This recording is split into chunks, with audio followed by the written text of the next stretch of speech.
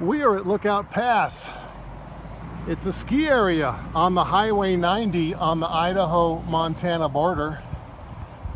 They got the chairlift open. I got a lift ticket to go up there. There's a SOTA peak up there. It's called Runt Mountain. We're going to activate that.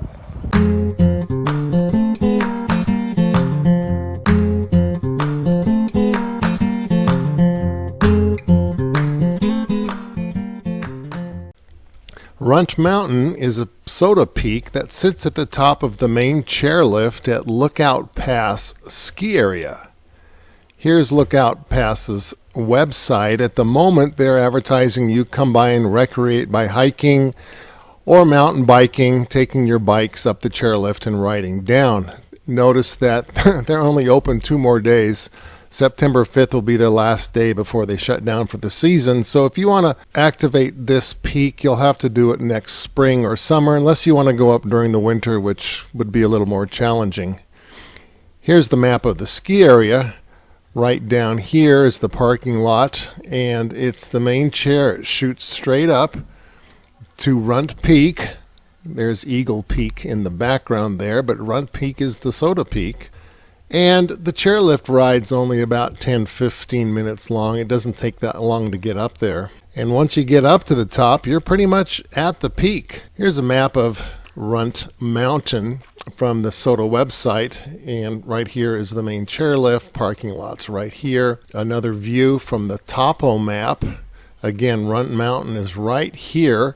This black line is the Montana-Idaho border, and had I looked at this map before I went up to the ski area, I would have walked down this way into Montana to activate the peak, because on the Montana side, you're also in Lolo National Forest, and I would have got a POTA park. However, I was right here, and I walked down to about this road. I was in Idaho, so technically I can only activate the peak. But still, this is quite an easy peak to activate. You ride the chairlift up, you walk a few hundred feet, and you activate.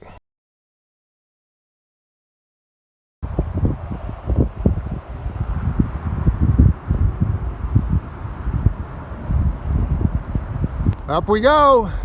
Little cloud, little bit of high clouds in the air, a little bit of haze. I think there's a fire nearby.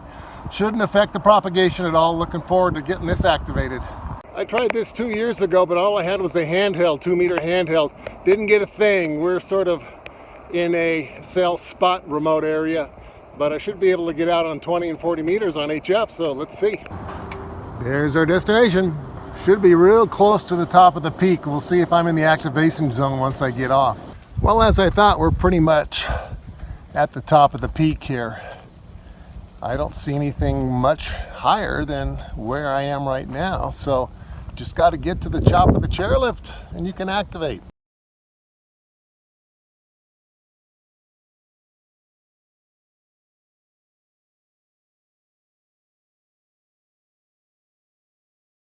Now we're just down the slope from this other chairlift that's not working at the moment. We got off the chairlift behind those trees. So I'm going to strap my antenna to this pole. We sort of got a clearer view to the southeast, which is the best way to point this. And we got some clear shots to the south and southeast. That should be a good spot. Okay, I got the wire at the top of that tree there. It comes down here to my hiking pole, little height there.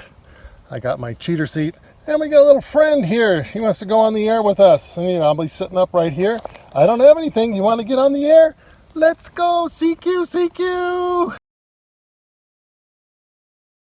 I'm working FT8 now, so it's kind of quiet. I've got 3 or 4 contacts here.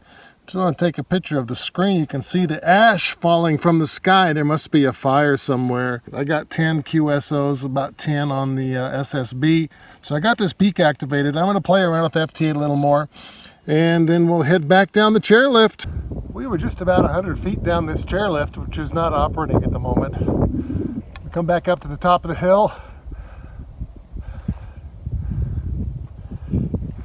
and you can see here's the chairlift that I came off on. This is a really easy peak to do. You get to the top of the chairlift, walk a few hundred feet, set it up. Obviously easier for me in the summer when there's no snow, but I would think you could do this in the winter. Just gonna have to find a place where the skiers aren't running past you. But in all, pretty simple Easy peak to do.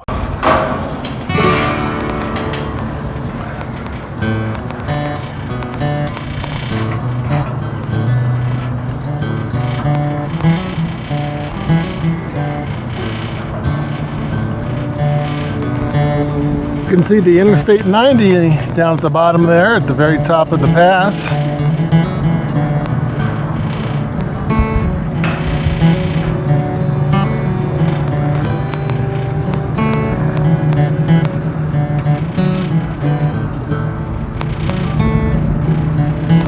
Not many people up here today. It was a great day to come here and activate this.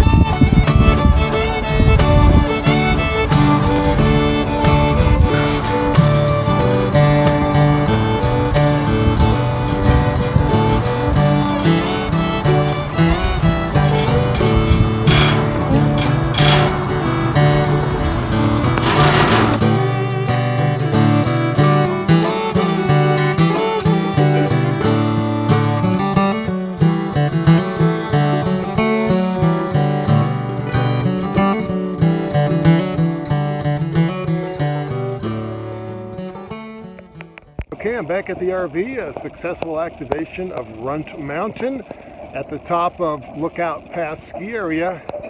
Heading back home to plan the next one. Here's the summary of all my QSOs. In total, I got 17 in a little over an hour.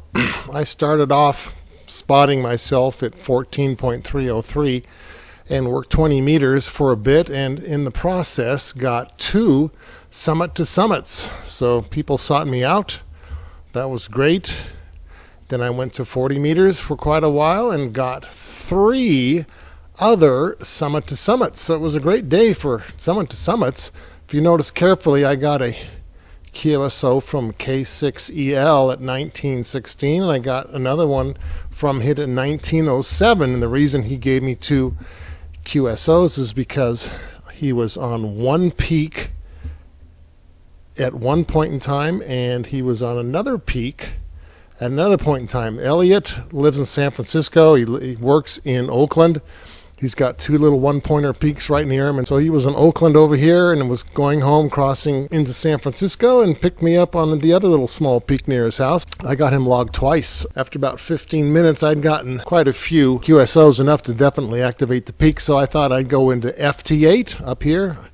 I finally figured out a way to do data in the field with a cheap laptop, and I got 6 FT8 contacts. And I played around with different bands. As you can see, I got FT8s on 20 meters, 17 meters, 15 meters, and 40 meters. Usually the 20 meter band is quite busy and people don't tend to answer your CQs. They're looking for the big guys across the pond. These guys on 17 and 15 meters, which is not as popular, tend to grab anybody they can and get a QSO, so I was successful going up there. My distance was the furthest on FT8. I got as far as southern Florida. SSB, pretty much less than 1,000 miles and everybody. Going over to the map, you can see I was sort of all over the place. The blue markers are the FT8s. So you can see my furthest one down here in Florida, and I got one up here in Seattle.